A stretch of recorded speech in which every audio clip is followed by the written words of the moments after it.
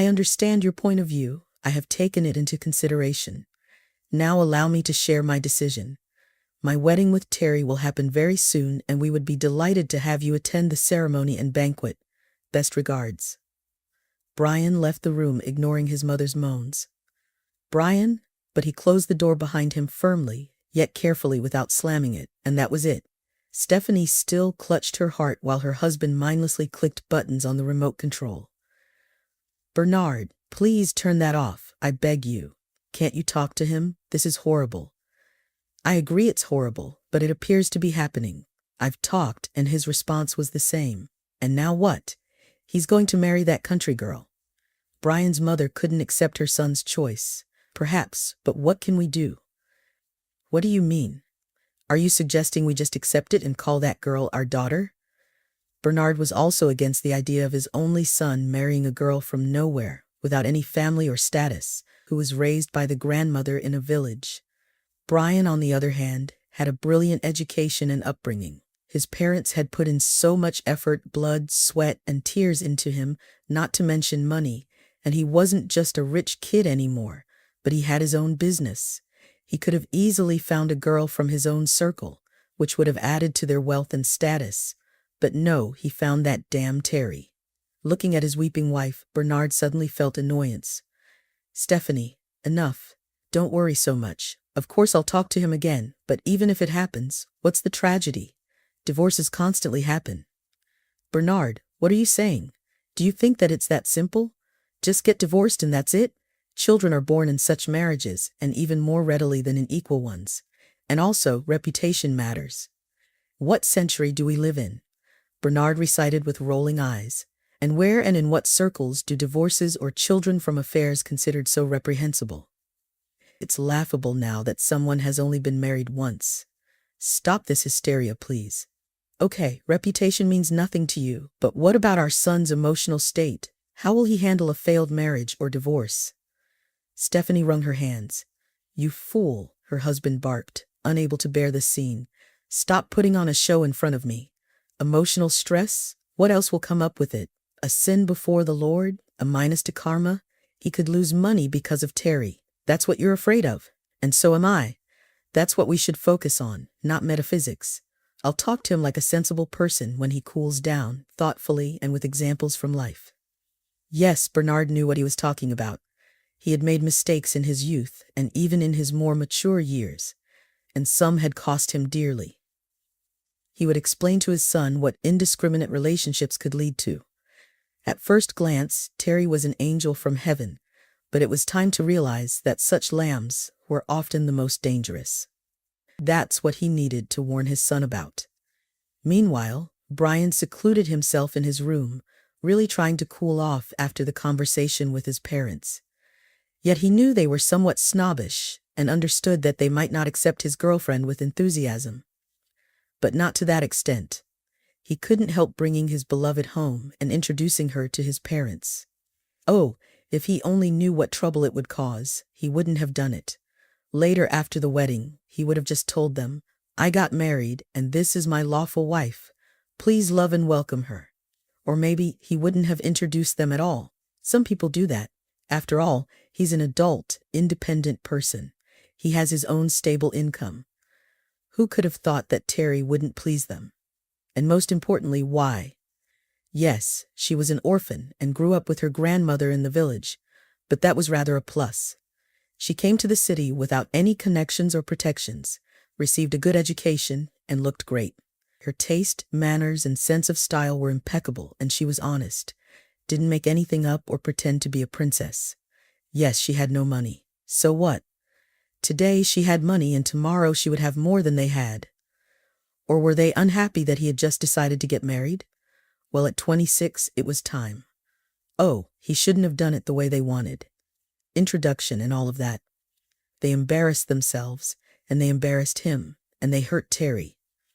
Although they deserved credit for trying to welcome her, they set the table for the guest, behaved nicely, and didn't show their boorish attitude.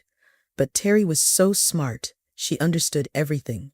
She felt even her mother's slightest disapproval, and sometimes almost open mockery from her father. Yesterday, when Brian came home after that formal dinner, she said with a tired smirk, "They don't like me."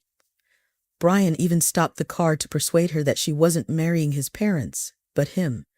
He needed her by his side because he loved her with his heart and soul. But still, parents' opinions mean something. What if you quarrel with them because of me? And in a few years, you'll realize that you hurt your mom and dad, and it will turn against me. A man can have as many wives as he likes, but parents are the only ones. Terry, please don't worry. Firstly, I assure you I'm not going to quarrel with anyone. And secondly, tell me, why do you think they have something against you? Yes, it's the first meeting, and there are understandable prejudices. They don't know yet what to expect from you. I don't even know what they're afraid of. And just in case, they're waiting for something bad, aren't they? Oh, come on. Terry, you're wonderful, and I'll always be on your side no matter what. And it's also indisputable that I'll only have one wife. Yes, if they make everything right, no one will ever separate them. If he had to break up with his parents to be with her, well, Brian was ready for that. After all, father and mother will always remain his. There won't be any others, just as there won't be another son for them. At that moment, his father came into his room, knocking. "So, Rebel, have you calmed down?" he asked in an adjusting tone. "I wasn't nervous. Everything's fine, Dad. You and Mom seem to be worried for no reason. Everything seems all right," Brian said. "Why be rude then? Your mother is upset. She's crying, by the way, and she has hypertension among other things," his father said. "What is there to cry about? What's the tragedy? Did I decide to get involved with a bandit? To elope with a gypsy? To get together with a married mother 20 years older than me? What's the big deal? At first glance, nothing is wrong. Your Terry is a charming girl. I even envy you. She looks wonderful. But what's she like on the inside? What is her character? You can't know that because you've only known her for a few months. But you saw from the first glance that she's a miracle," the son exclaimed. "Yes, I did. But how old is she? 23 years old. And how has she lived here since she came from her wilderness? How did she become so graceful and confident? By herself? Or maybe some man, or even many men helped her?" asked her father. "Look, father, I'm not going to listen to insults about my bride. If there's something you don't like, yes, I know. You'll leave home with her, and we won't see you anymore." Bernard continued for him. "It's your right. Just think for yourself. Is this for long? You see, I've suffered a lot in my life because of women. Their greed, their desire not so much to arrange their own lives as to destroy men's lives." "That's not about Terry," Brian replied sharply. "Are you certain?" "I still advise you to be more careful. Try to check her out," the father advised. "You're not planning to just take a walk with her under the moon. You're planning to tie your life to hers." "I believe her, Dad, and she believes me too. We know everything about each other that we need to know." Brian was fully convinced of what he was saying, but the father had a different opinion. "Are you sure? What if she already knows much more than you think? About the state of your bank accounts, about your company, about everything, including childhood illnesses, about the girl you first kissed in 5th grade? Brian laughed. "Dad, forgive me, but this is some kind of paranoia already. But look, still take my words into consideration. I've lived my life and seen it all, and I wish you only good. I'll be the first to be happy if everything is well between you and Terry. And look at your friends. Have there been any cases of varying severity?" Bernard spoke without pressure. He was just tired and sad, and it had the greatest impact on his son. The father had already left, but Brian sat there digesting the conversation. Yes, he fully trusted Terry. He never lied or hid anything from him, and he had not a single reason to doubt his beloved. But he also trusted his father, and his father clearly only wished good for him. And yes, Bernard really had a lot of experience. Brian didn't want to delve too deeply into his father's secrets, but his words about the cases that happened to Brian's friends struck a chord. There were stories in his friends' lives that cost them many nerves and frankly money. And since his friends were mostly children of well-to-do parents, it was no surprise that many of them had suffered in one way or another because of the perfidy of women. Brian remembered the pale, overgrown, and swollen face of Harry, who had recently gone on a multi-day binge after such a love crash. "I loved her, Brian, Do you believe it or not? Truly forever, do you understand? I gave her my soul, wrote poetry I'd never written before, and that night I came up with a dozen of sonnets. But it turns out she didn't need a soul or sonnets. She needed money. And why? To support her beloved. He's in jail, it turns out, for attacking her, and now he needed money for the lawyer to get out earlier, and I composed poems and sang songs to her like a fool. Harry drunkenly cried. Brian had seen a photo of that girl. She was gorgeous, her eyes were honest, and in fact she was involved in such an ugly story. Or, for example, another friend, Bill. They often saw him in the company of such beauty that it's impossible to describe.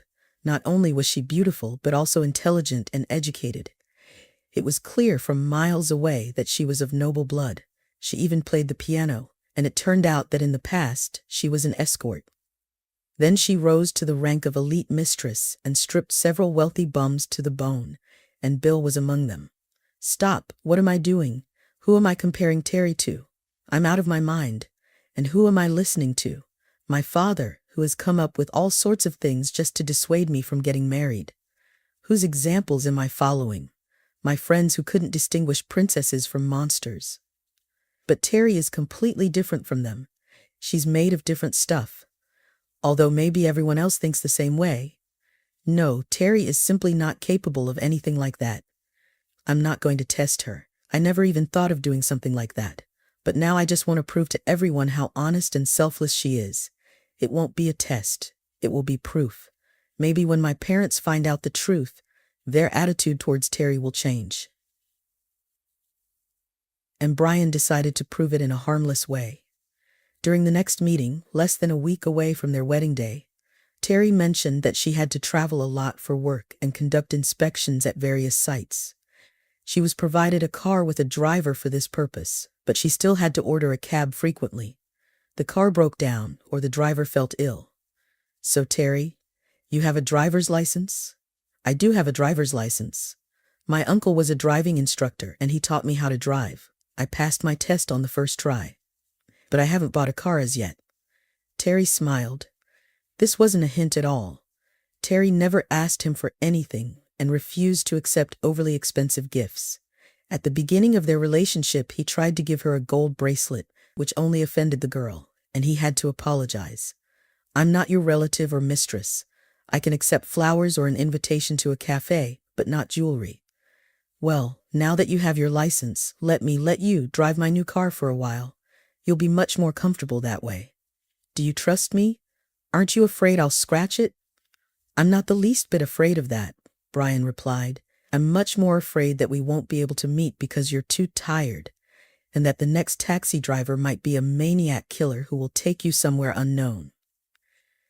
Terry agreed, and the next day she went on her errands in Brian's car. Unaware that he had installed a hidden video camera, he could see the footage on his smartphone. Brian tried to justify it to himself by saying he was caring for and worrying about his bride, and the fact that he was worried from the very beginning that the camera might show something he wouldn't like, he carefully hid from himself. Nothing unusual happened on the first day. Terry ran errands, didn't take passengers, and only spoke on the phone about working with Brian. In other words, there were no surprises. The young man began to feel ashamed of what he had done, and was ready to remove the camera and apologize, or say nothing at all. But he decided to wait several more days, and the next day he saw something he didn't like at all. This time, the ride was clearly not work-related. Terry pulled up to a house, stopped, got out of the car, and waited. Soon a man appeared who could not be imagined as anyone's lover. An old, poorly dressed man appeared, but his appearance made Terry happy. She approached and hugged the man. They stood there looking at each other tenderly.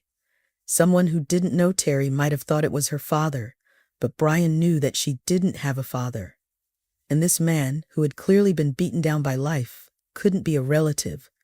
So why was Terry so happy to see him, and why were they hugging? The couple got into a car and drove off. Brian quickly abandoned everything and drove after them. He hoped he would see something that would calm him down. Luckily, Terry stopped not too far away in a deserted place. Brian decided not to distract himself by watching the camera, and instead saw with his own eyes what was happening inside his car. He approached and quickly opened the door. His beloved was sitting next to the man. They were just talking and holding hands. Tears glistened in Terry's eyes. Her groom's unexpected appearance confused her. She couldn't find the words to say at first. The man also sat silently, looking surprised at Brian. "Oh, Brian," she finally said. "Meet my father, Paul. Dad, this is my fiancé. His name is Brian, and I'm marrying him. Pleased to meet you. When did they adopt her? Wasn't it just a few days ago that she didn't have a father?" Brian said indignantly, but Terry had already regained her composure and took control of the situation. "Please sit down, Brian. I see you decided to follow me. I wonder what you wanted to see." "Wait, daughter, it's all clear. He's jealous because he loves you." "Calm down, young man. Yes, I'm not her natural father, but I adopted her right after she was born, and for the last few years I've been in prison." And it's understandable that Terry was ashamed to admit it, so she hid the fact that she had such a relative. And then, as luck would have it, I was released a little earlier. That's how it turned out. Here are the documents about my release. Take a look if you don't believe me, and my daughter Terry, although she's embarrassed by me, isn't going to completely abandon me. Isn't that right, daughter? "Yes, Dad. I'll never abandon you." "Brian, judge me now as you wish. My mother really did die, and my father is here now, and he won't get in our way. But I won't be able to let him go from my life now. I'll help him as much as I can." "Thank you, Terry. I expected nothing less from you," her father said. "Well, okay, I agree," Brian said, ashamed. "Sorry, Terry," I thought. "I didn't know what came over me, and I don't understand why you hid this from me. How could it affect my attitude towards you? I love you, so I have to accept your relatives too. I invite you to our wedding. It's in 2 days, and I understand that you may have some problems. But I'll give you money for the salon, hairdresser, and suit. Oh, and if you don't have time to buy one, you can take one of mine. Our figures are almost the same." "Thank you, Brian," Terry said. "You don't have to worry about money. I'll be able to help my father myself. And yes, I'll be delighted to see you at my wedding, Dad." "Great, you don't have to worry. I won't ruin your wedding. I won't even go to the registry office. You'll get married without me, but I'll stop by the restaurant. I'll congratulate you and sit quietly in a corner somewhere, but I'm afraid that I'll be irritating your parents no matter what suit I wear." Now it was Brian's turn to be embarrassed. "Well, no, my parents won't mind. I'll be happy to meet you," he muttered, realizing he was lying. Terry understood this too. Deep down, Terry would have been happy to have a wedding without any parents. She was not afraid that her father would do or say something wrong, and was sure that nothing like that would happen. But her in-laws might openly ruin their wedding, and it was entirely possible that they would not get by without sarcastic remarks. And even if they just sat there with a dissatisfied look, it would seriously spoil her mood. However, Terry understood that it was impossible to have a wedding without parents, and Brian would not agree to it either. Many people around her would not understand. She was willing to endure it. There's nothing wrong with not being loved by your loved one's own parents, but she believed her father would behave decently. On the day of the wedding, the solemn ceremony went quite successfully. Bernard and Stephanie perhaps did not shine with joy, but they did not show any particular sadness about their son's wedding. Brian talked to them, explained what a wonderful girl Terry was. He believed in her completely and thought that his father and mother would soon love her too. Therefore, there was no need to spoil their relationship. Understand, we're not going to live together only 3 days or 3 years. We'll be together for our whole lives, and that means together with you, so let's live peacefully and amicably." "Well, what choice do we have?" sighed Stephanie. "Of course we won't spoil your holiday." "All right, son, what are you worrying about?" his father reassured him. "Everything will be fine. We have nothing against your bride." After the solemn registration, everyone moved to the restaurant. Terry looked worried. She hadn't seen her father yet, and she still had to introduce him to her new relatives. The banquet hall was not big, but was not small either. And Terry understood perfectly that her father would like to sit not with anyone, but separately, and there was a table for that purpose. Not far from the newlyweds, but without any unnecessary company. She doubted that he would immediately get along with her in-laws. But finally, he appeared. He was delighted with his daughter, who looked extraordinary in her wedding dress, looked around the hall, took his place, and was about to sit down at the table. But then his gaze fell on the groom's parents, and Paul froze in amazement. The thing was that he knew these people perfectly well, and knew them not from the best side.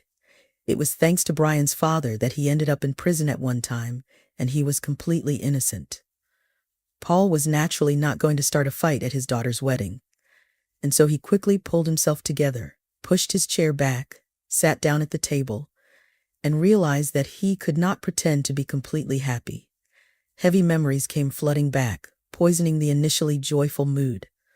Almost 30 years ago, he had just gotten married and worked as a driver for a wealthy company. Paul was more than satisfied with his job. He was paid a decent salary, and the owners treated the service staff perfectly well. Everything was fine until one day the owner was found dead in the car, and he found him, Paul.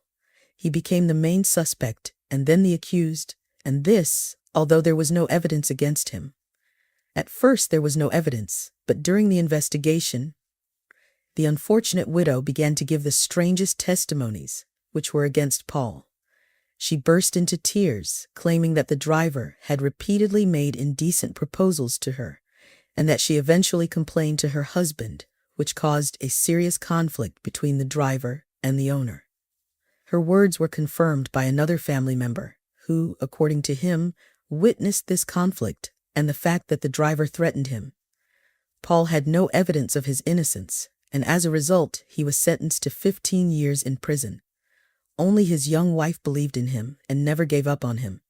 She supported him, wrote encouraging letters, and visited him. Thanks to this, their daughter Terry was born. However, she couldn't fight for his acquittal and release, as she lacked knowledge, experience, and most importantly, money. During one of their visits, she revealed that the widow of the murdered man had married the family friend, who corroborated her testimony. If they had had a competent lawyer, they could have proven Paul's innocence. But where could they find one? Then, when their daughter hadn't even started school yet, Paul's wife died. Terry was spared being sent to an orphanage thanks to her grandmother, who raised her alone all these years. When Paul was released from prison, he found his daughter as a teenager and wanted to start an honest life. But where could he find a job? It was very difficult for a person who had been imprisoned for such a crime, and he wanted to help his daughter. As a result of his desperation, he agreed to steal from the store and soon went to prison again, this time for 5 years. And now he was out. He found his daughter with difficulty and was so happy to see that she was doing well and getting married. And now it turned out that Terry was marrying the man from the family that ruined her father's life. Meanwhile, the groom's father had also recognized his old enemy, and he didn't even think of feeling guilty of the role he played in the man's life. On the contrary, he decided to eliminate him from his family's life so that certain secrets never surfaced. Perhaps this would also help get rid of the unwanted bride. Thinking about this, he grinned hungrily and approached the microphone. Dear guests, I want to inform you that today we have a double celebration. Well, firstly, my son's wedding, and secondly, the release from prison of the bride's father. Let's applaud the man who was twice convicted and spent almost 20 years in prison, including for murder, and didn't break. He feels great, and even showed up at his daughter's wedding without spending a penny. This was completely unexpected for everyone. Some guests hesitantly applauded, while others sat there not knowing how to react to such a display. Paul was not just stunned, he was almost killed by this horrible speech of the man, because of whom he went to prison. And now this man, who was likely the perpetrator of the murder, was openly shaming him in front of everyone. But he didn't want to say it out loud, so as not to ruin his daughter's celebration. He didn't even try to approach the microphone. He stood up, bowed to his guests, approached his daughter, and kissed her on the cheek. I'm sorry, daughter. I didn't know whose son you were marrying. Moreover, you didn't even know.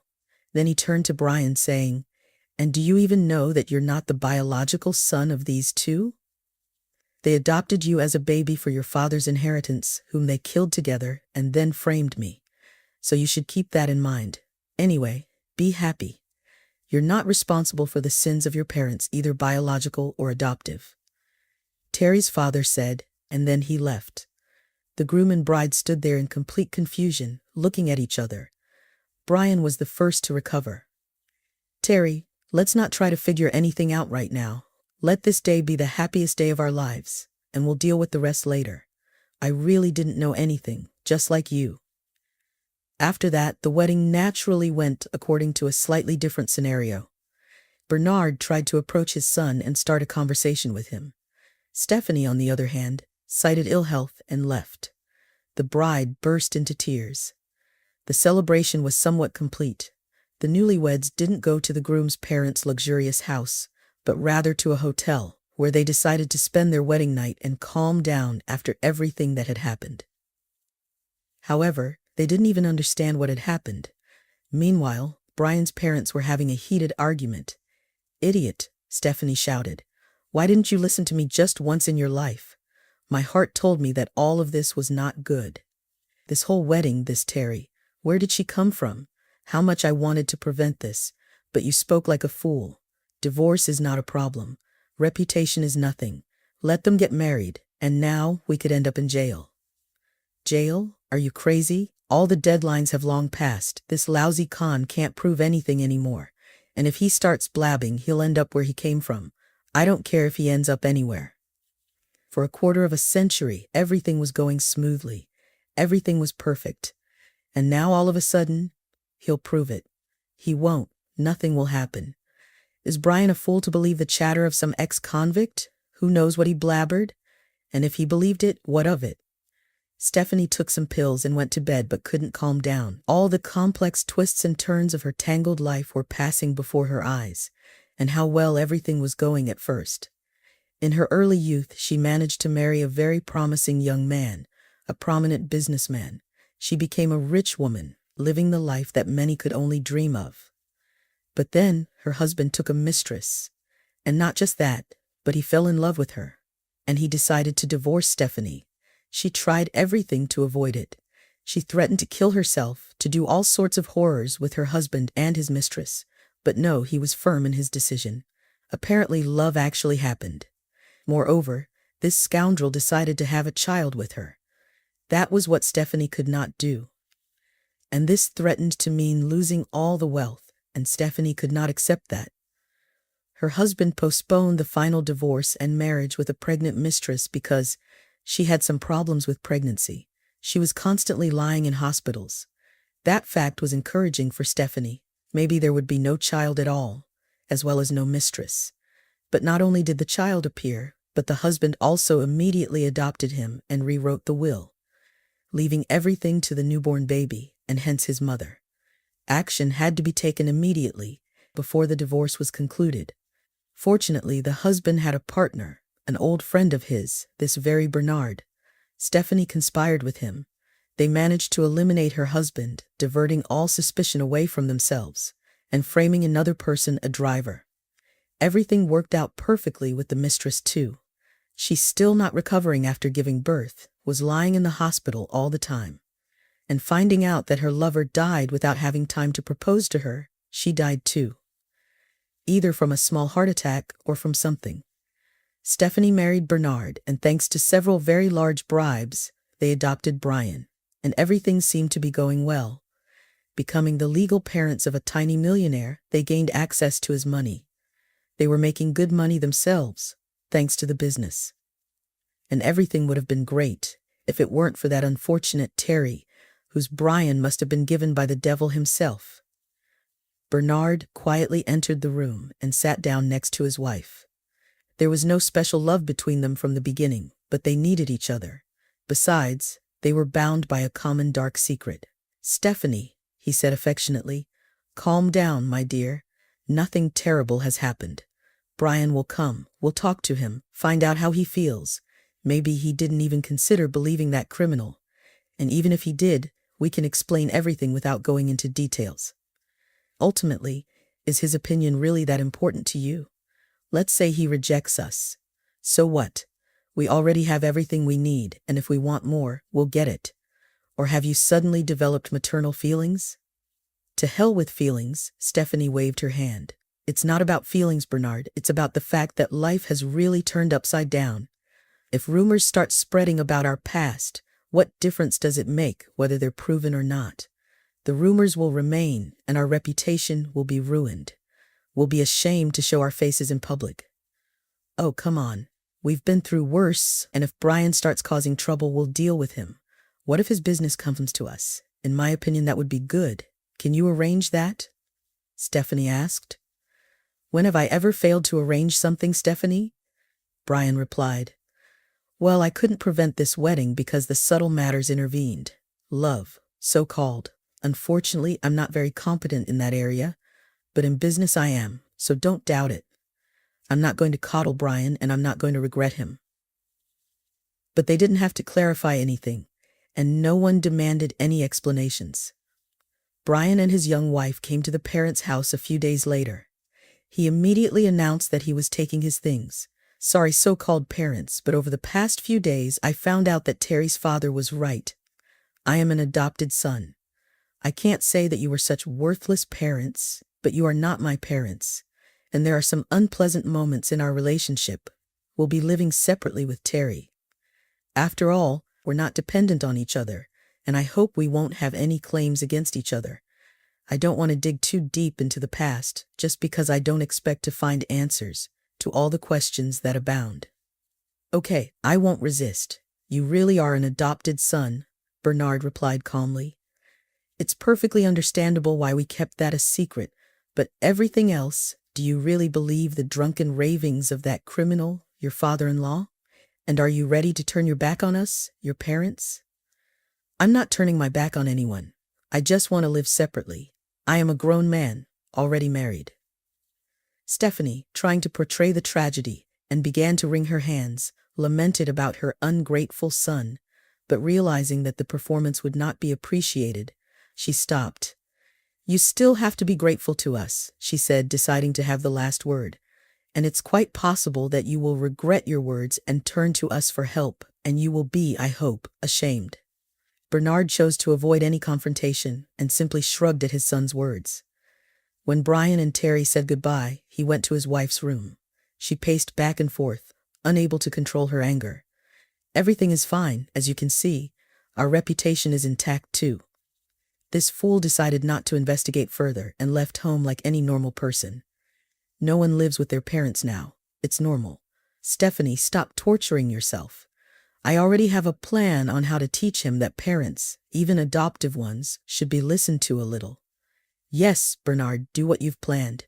I want him to be completely bankrupt so that he has nothing left and he crawls on his knees begging for bread. Everything will be as you want, my dear, Bernard said, smiling. After the honeymoon, Brian started working. Things were always going well in his company, so he wasn't worried about anything bad happening without him, and everything was normal at first. But then he hired a new financial director who seemed reliable and very useful for the business. Little did Brian know that Bernard had placed this person there. The financial director was indeed experienced and knowledgeable, but only in the bankrupting of the companies, and no one was better at it than him. He intrigued skillfully and imperceptibly, and for a long time no one could understand why things were getting worse every day. Within a few months, the company was on the brink of bankruptcy. Brian realized he probably wouldn't be able to get out of this situation. Serious cash injections were required, and he almost had no money left. But Brian didn't even consider going to his father for help. It was a very difficult period. The young businessman found solace only at home with Terry, who supported him in everything, and assured him that they wouldn't fail in any case.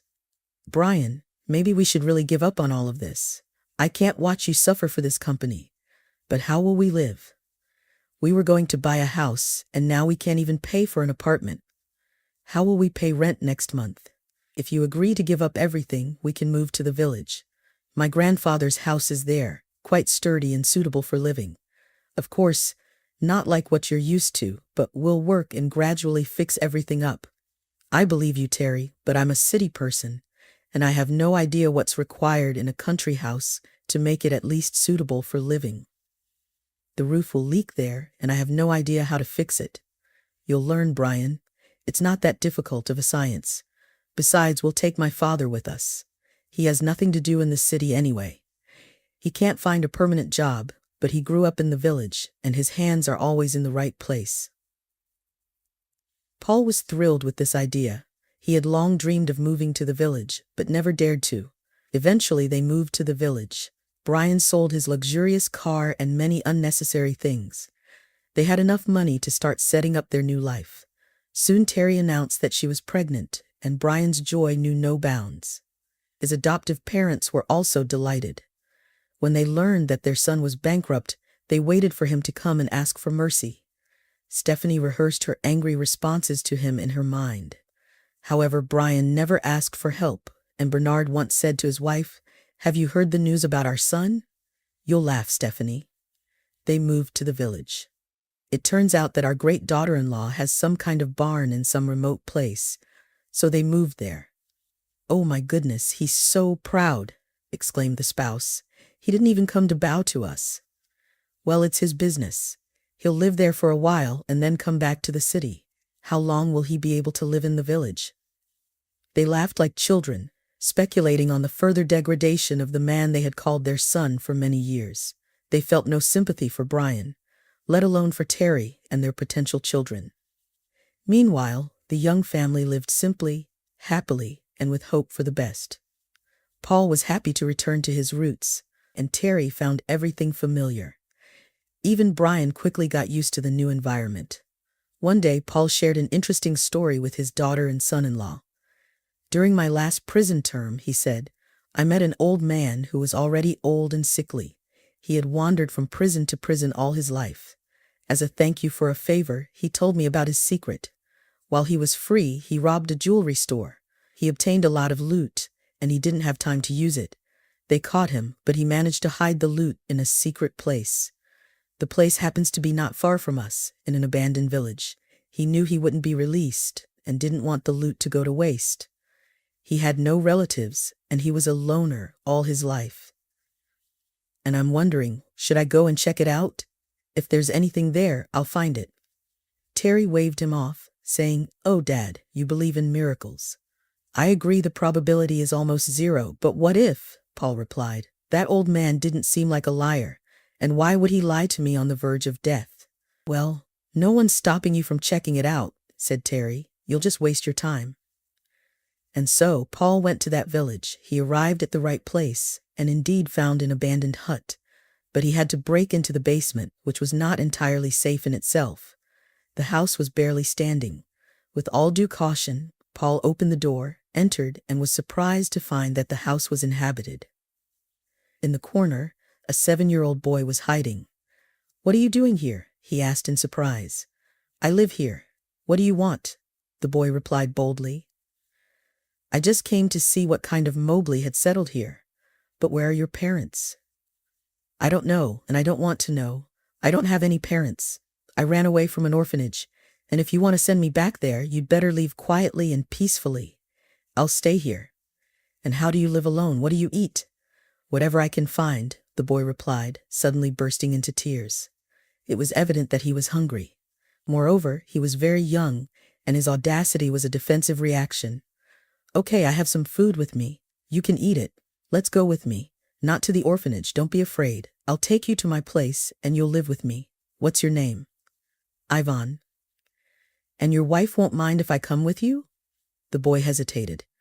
"I don't have a wife. I have a daughter who's already grown up. She has a husband. Don't worry. It'll be much better with us than here." "Okay, if you're not joking, let's go," the boy agreed.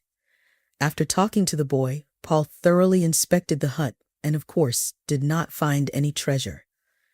Maybe they were gone, or maybe someone had stumbled upon it earlier. But nevertheless, the man found a boy who was in great need of adult care. Paul was more than happy to take care of the child because he had never had the chance to watch his daughter grow up. Well, now he would have a son, or grandson. He announced it upon returning home. "Well, folks, come and meet us. This is my treasure, and his name is Ivan. You understand, no one will let me adopt him. I am old, and have even been to prison, so you will have to adopt him. But don't worry, I'll take care of him by myself." I can take care of myself, Ivan pouted. He really turned out to be a treasure. Independent, serious, and never refused any work. On the contrary, he was eager to help everyone. And whatever he didn't know, he learned with pleasure. Brian and Terry were able to adopt him, although it cost them money, as they had to obtain documents for the boy first. It turned out he was already 8, and they had to enroll him in first grade, as he hardly studied in the orphanage. Despite all the difficulties, the house became more and more livable and even comfortable. And then it turned out that Brian's adoptive parents had also gone bankrupt.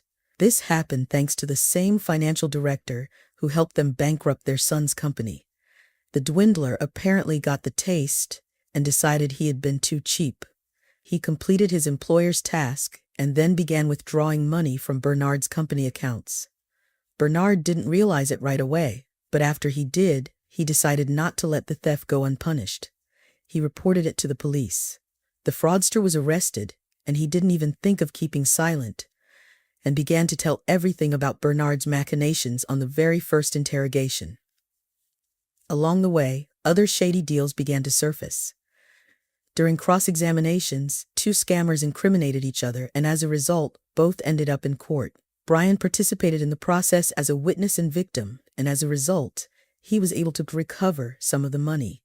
Not all, of course, most of it went offshore, but even what remained was very useful, because a daughter was born to the young family during the investigation and trials.